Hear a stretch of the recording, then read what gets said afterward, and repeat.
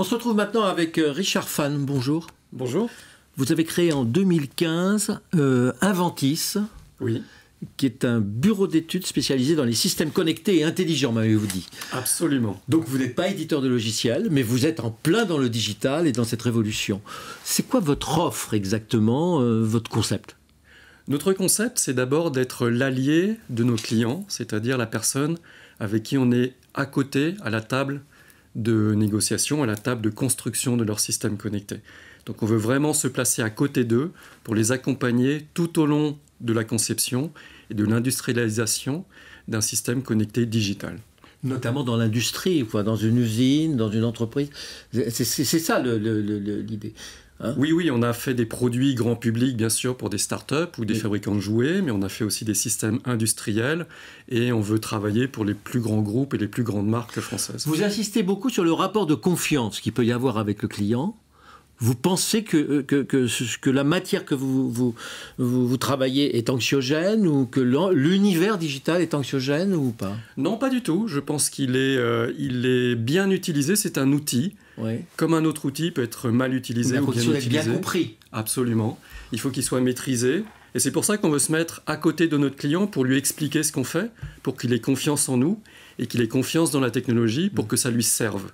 Je voudrais avoir un exemple de ce que vous faites, notamment pour des grandes entreprises. Peut-être pouvez-vous citer certains de vos clients, parce que vous faites un chiffre d'affaires qui n'est pas négligeable quand même. On a dépassé 1 million d'euros il y a quelques années, effectivement. Ouais.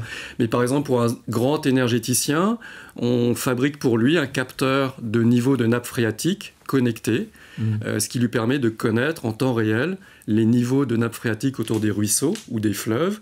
Au lieu d'envoyer des gens sur place tous les 6 mois, et tous les jours, il va connaître le niveau de la nappe à différents points de captage. En permanence, quoi, en temps réel. En temps réel, de manière automatique. Ça veut dire qu'il faisait comment avant ? Il envoyait quelqu'un en camionnette. Et il faisait un sondage ? Absolument, il y avait des trous qui étaient faits, il relevait manuellement, il écrivait sur un petit bout de papier la hauteur qu'il relevait, il devait mettre ses bottes, son parapluie, sa capuche, et c'était beaucoup moins fréquent qu'un système automatisé pourrait permettre de faire. Quand vous me dites un grand énergéticien, il n'y en a pas beaucoup. Entre l'EDF, Engie ou les autres, on doit pouvoir trouver. C'est un de ceux-là. Ouais.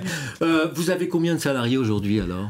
Alors après, c'est un bureau d'études. C'est un bureau d'études que j'ai créé à partir de 2 salariés en janvier 2015. Et aujourd'hui, après 6 ans, on est presque 27 personnes.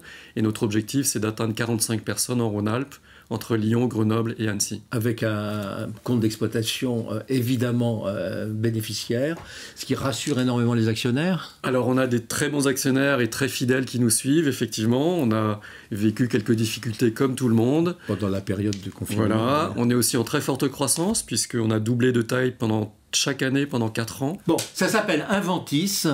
Pour en savoir plus, on peut aller directement sur le site internet, j'imagine. Absolument, notre LinkedIn et notre Twitter, inventis.com, INVENTHYS. Merci beaucoup. Merci.